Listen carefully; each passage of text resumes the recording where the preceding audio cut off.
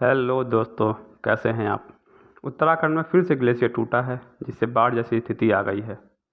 ये इस साल फरवरी के बाद दूसरी घटना है, जिससे काफ़ी नुकसान हुआ है। तो सोचने वाली बात यह है कि आखिर क्यों उत्तराखंड में बार बार ग्लेशियर टूट जाते हैं और किसे कहते हैं ग्लेशियर टूटना। आज हम इसी को जानेंगे, तो चलिए जानते हैं।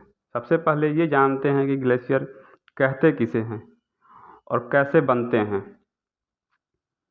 इनको ऐसे समझते हैं, आप सभी ने पहाड़ों पर बड़ी बड़ी चट्टानें देखी होंगी। उसी तरह से ग्लेशियर भी होते हैं, चट्टानों के जैसे बड़े, मोटे और मजबूत। लेकिन इनका साइज जो होता है वो चट्टानों की तुलना में काफ़ी बड़ा होता है।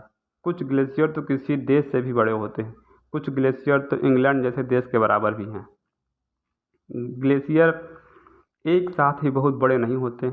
कई सालों तक बार बार एक ही जगह पर बर्फ़ पड़ने से उसके बाद उनके जमकर मजबूत और कड़े होने के कारण ही ग्लेशियर का निर्माण होता है। एक बार बर्फ़ पड़ी तो थोड़े से ग्लेशियर का निर्माण हुआ, फिर उसके ऊपर बर्फ़ पड़ी, फिर उसके ऊपर पड़ी, एक लेयर के बाद दो लेयर के बाद तीसरी लेयर, चौथी लेयर, इसी तरह से लेयर पे लेयर पड़ते पड़ते मजबूत ग्लेशियरों का निर्माण होता है, जिससे ये बहुत विशाल हो जाते हैं।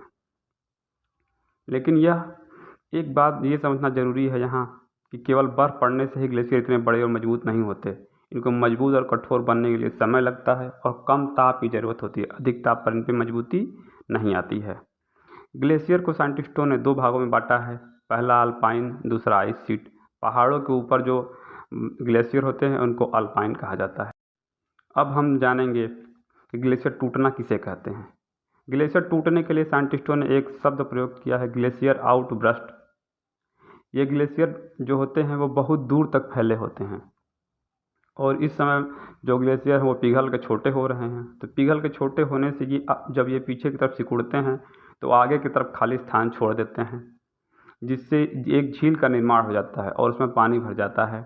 मलबा, छूटी हुई बर्फ़ जो है, कंकड़ पत्थर, ये मिलकर एक बांध का निर्माण कर देते हैं, जिससे झील का आकार बड़ा हो जाता है। और इस बांध के निर्माण में जिस बर्फ़ का प्रयोग होता है या प्राकृतिक रूप से जिस बर्फ़ का यूज होता है उससे साइंटिस्टों ने मृत बर्फ़ कहा है। यही बांध जब कभी हैवी बर्फबारी, बारिश, बादल का फटना, भूस्खलन किसी भी कारण से टूट जाता है, इसी को कहते हैं ग्लेशियर आउट ब्रस्ट, जिससे पानी तेज़ी से आगे निकलता है और ग्लेशियर को पिघलाता हुआ आगे की तरफ तेज़ी से बढ़ता है, जिससे बाढ़ की जो भयावहता है वो बढ़ जाती है, क्योंकि ग्लेशियर पिघलने से पानी की मात्रा काफ़ी ज़्यादा हो जाती है। जो ग्लेशियर का भाग जो आगे की तरफ से टूटता है उसे काल्विन कहते हैं।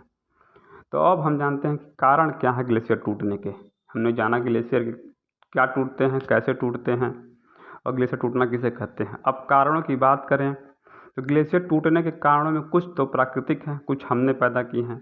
पर्यावरण कार्यकर्ता पद्म भूषण श्री अनिल प्रकाश जोशी जी ने बताया कि राज्य सरकार जो है या केंद्र सरकार जो है राज्यों में योजना लगाने से पहले किसी प्रकार का आकलन नहीं करती है।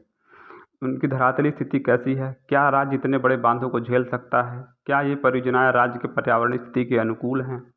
इस तरह का आकलन नहीं किया जाना भी इस तरह की स्थितियों को जन्म देता है। एक साथ बहुत बड़ी परियोजनाओं का लगाना भी एक बड़ा कारण है जो इस तरह की स्थितियों को जन्म देता है, जिससे ग्लेशियर टूटते हैं, बाढ़ आती है और जान माल का नुकसान होता है। वाडिया इंस्टीट्यूट जो कि ग्लेशियरों पर रिसर्च करती है, उनका कहना है कि जो भी बर्फ़ नवंबर में पड़ती है उसको जमकर मजबूत होने के लिए और उनके कठोरता के लिए कम ताप और अधिक समय मिलता है, जिससे वो जमकर कठोर और मजबूत होते हैं, जिससे ये नहीं टूटते।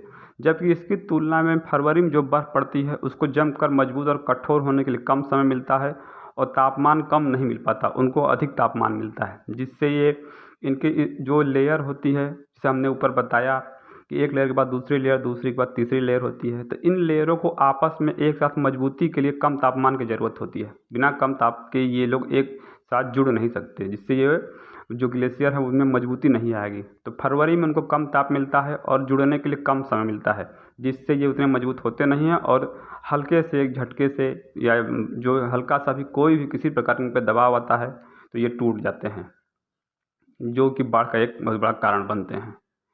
अन्य जो है कारणों की बात करें तो भूस्खलन, हैवी बर्फबारी से भी हो जाती है ऐसी घटनाएं। हैवी बर्फबारी से जो टूट जाते हैं, जो बांध होते हैं, उनके कारण भी आता है। जंगल का कटना, अंधाधुंध निर्माण और नदियों के घाटियों में जाकर बस जाना भी है। वर्तमान में सबसे बड़ा कारण तो ग्लोबल वार्मिंग है और भूकंप भी इन परिस्थितियों को जन्म दे रहा है, जिससे इस तरह की घटनाएं बढ़ती जा रही हैं। तो आज हमने जाना कि ग्लेशियर टूटना किसे कहते हैं और क्या क्या कारण है। तो हमेशा प्रकृति के साथ बने रहिए, प्रकृति के साथ खिलवाड़ अच्छी बात नहीं है।